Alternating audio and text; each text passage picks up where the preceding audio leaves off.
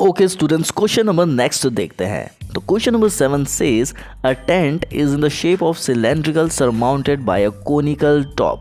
यहाँ पर थोड़ा सा लॉजिक लगा लेना भाई, कोनिकल टॉप बोला है तो कोन जो रहेगा वो टॉप पे रहेगा, और वैसे भी जो टेंट रहता है वो ऊपर से कोन के शेप में ही रहता है। कैसे हम आपको बताएंगे और समझाएंगे भी।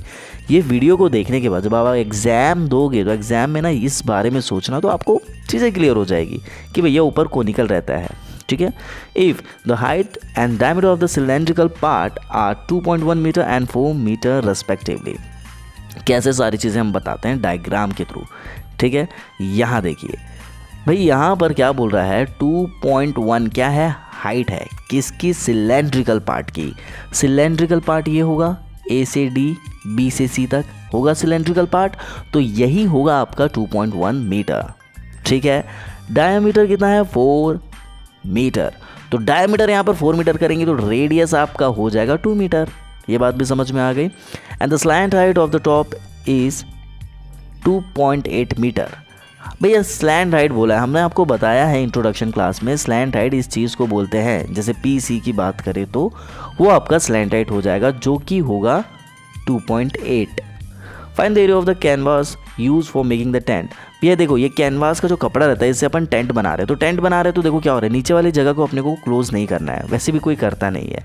और ऊपर देखिए कोन जैसे शेप का दिख रहा है, यहाँ पर भी दिख रहा है। जब आप डायग्राम को ध्यान से देखेंगे तो ऊपर से कोन जैसा आपको देखने को मिलेगा, यहाँ पर भी ऊपर आपको कोन जैसा देखने को मिलेगा। ठीक है, also find the cost of the canvas of the tent at the rate of ₹500 पर मीटर स्क्वायर। ये लास्ट लाइन क्या कह रही है ना, ये हम आपको बताएंगे। Note the base of the tent will not be covered with canvas. जो बेस रहेगा ना उसको अपने को कवर नहीं करना है कैनवास से। और थोड़ा सा लॉजिक ये भी लगाना है कि भैया अगर हम यहाँ से टेंट लगाएंगे तो ये पार्ट भी ऑब्वियसली खुला रहेगा। नहीं यकीन है, यहाँ देखिए ये पार्ट जब आप अंदर रहेंगे अपनी बंदी के साथ तो ये आप ऊपर ही देखेंगे ना यार, ऑब्वियसली ऊपर ही देखेंगे। तो यहाँ पर जब आप ऊपर देखेंगे तो आपको यहाँ पर कुछ बंद सा दिख रहा है कि नहीं, वो पार्ट खुला हुआ ही रहेगा। ठीक है, क्यों ऐसा बता रहे हैं, ताकि हम आपको ये बता सके कि यहाँ पर हमें सिर्फ कर्व्ड सरफेस एरिया निकालना है। क्यों, ये टेंट को देखिए, जब हम इसको टच करेंगे तो ये पार्ट को ही तो टच कर पाएंगे, उधर से पीछे से जाना पड़ेगा और यहाँ से साइड से वापस इधर आना पड़ेगा, तो कर्व्ड सरफेस एरिया हुआ ना। अब ये जिसको समझ नहीं आया फिर आपको हमारी इंट्रोडक्शन क्लास से लेकर के अब तक के वीडियोस देखने पड़ेंगे। ठीक है, आगे बढ़ते हैं। ठीक है, अब देखिए यहाँ पर सॉल्यूशन में हमारे पास क्या क्या है। हमारे पास ये चीज़ लिखना पड़ेगा, हमारे पास ये चीज़ लिखना पड़ेगा मतलब कभी कभी हो जाता है, हमें ये चीज़ लिखना पड़ेगा। From the question we know that क्या क्या है हमारे पास, डायमीटर सिलेंडर का 4 है, बिल्कुल है, जिसके वजह से हम इसका रेडियस भी निकाल सकते हैं, कितना हो जाएगा 2। ठीक है, वो आप चाहे तो लिख भी सकते हैं, नहीं भी लिख सकते हैं। स्लैंट हाइट कोन की, जिसको हम स्मॉल l से डिनोट करते हैं, वो हो जाएगा आपका 2.8। उसके बाद रेडियस कोन की, कोन की रेडियस कितनी हो जाएगी, 4 से डिवाइड करेंगे 2 को और निकल जाएगा 2 मीटर। ये क्या हो रहा है, ध्यान से देखो, कोन का जो डायमीटर है और जो सिलेंडर का डायमीटर है दोनों सेम होगा, ऑब्वियसली सेम होगा, तो दोनों का रेडियस कितना होगा, 2 होगा। ठीक है, हाइट निकालने की ज़रूरत है नहीं, क्वेश्चन में दिया हुआ है हाइट ऑफ द सिलेंडर 2.1। ठीक है, आगे required surface area of the tent. देखिए हमें जो एरिया निकालना है उसमें हम यही सिर्फ एक फॉर्मूला लगा सकते हैं, सरफेस एरिया ऑफ कौन, सरफेस एरिया ऑफ सिलेंडर। लेकिन बात यहाँ पर कर्व्ड सरफेस एरिया की हो रही है, तो आप इसके जगह ऐसा बिल्कुल लिखेंगे कर्व्ड सरफेस एरिया। यहाँ पर भी आपको लिखना पड़ेगा कर्व्ड सरफेस एरिया। तो हम कोन और सिलेंडर का दोनों का कर्व्ड सरफेस एरिया निकाल रहे हैं। ठीक है, तो कोन का जो कर्व सरफेस एरिया होता है वो क्या होता है, πr_l, प्लस का plus curve surface area of cylinder होता है 2πr_h। ठीक है, अब देखिए यहाँ πr है और यहाँ पर भी πr है, तो πr को हम निकाल देंगे, कॉमन बचेगा क्या, l प्लस पाई और r तो कॉमन निकल गया, बचा 2h, तो लिखेंगे 2h।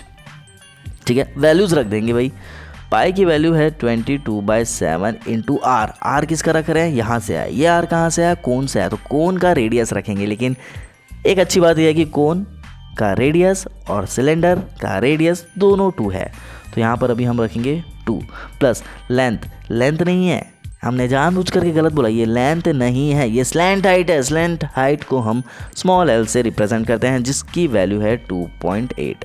देख लीजिए यहाँ पर हमने निकाला था, ठीक है, प्लस 2 एच। एच कितना है? एच हमारा क्या होगा? एच हमारा होगा सिलेंडर की हाइट, और सिलेंडर की हाइट कितनी है? 2.1। तो इसलिए यहाँ पर हम लिखेंगे इंटू 2.1, ठीक है।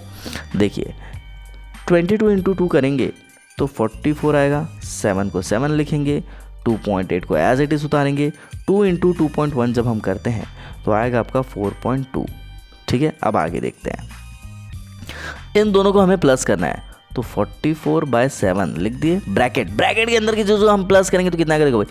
8 2 10 हो गया, कैरी 1 4 5 6 7, तो आएगा 7.0। 7.0 का मतलब होता है सिर्फ 7, ठीक है, ये आ गया। ये दोनों 7 साथ साथ चल बसे, ठीक है। बचा कितना आपका? 44। क्या निकाल रहे हैं अपन? एरिया। तो क्या आएगा? स्क्वायर। यूनिट क्या रहेगी? यहाँ पर सब जगह मीटर लग रहा है, इसलिए हम यहाँ लिखेंगे मीटर स्क्वायर। लेकिन जो लास्ट लाइन बची है क्या? Find the cost of the canvas of the tent at the rate of ₹500 पर मीटर स्क्वायर। ज़्यादा दिमाग लगाने की ज़रूरत नहीं है, आंसर में 500 को मल्टीप्लाई कर देना, now you got the answer, right. तो हम क्या करेंगे, टीचर को खुश करने के लिए थोड़ी सी एक लाइन लिख कर दिखानी पड़ेगी। Cost of 1 metre square canvas equals to 500 rupees. क्वेश्चन में दिया देखिए 500 पर मीटर, इसका मतलब होता है पर मीटर मतलब 1 मीटर, कितना? 500 रुपीज़, ठीक है। वही हमने यहाँ पर लिखा है, cost of 1 metre square canvas कितना है? 500। तो हम क्या निकालेंगे? Cost of 44 metre square canvas equals to 500 into 44, ठीक है। तो जब आप इसको मल्टीप्लाई करेंगे तो आपका आएगा 22000 मीटर स्क्वायर। गलत। क्यों गलत? क्या निकाल रहे हैं? कॉस्ट, पैसा। तो यहाँ पे लिखेंगे रुपीज़, मतलब पैसा मतलब रुपीज़, यू नो। तो यहाँ लिखेंगे रुपीज़। यही है आपका आंसर। आई होप आपको चीज़ समझ में आ रही होगी। मिलते हैं अगले वीडियो में। Till then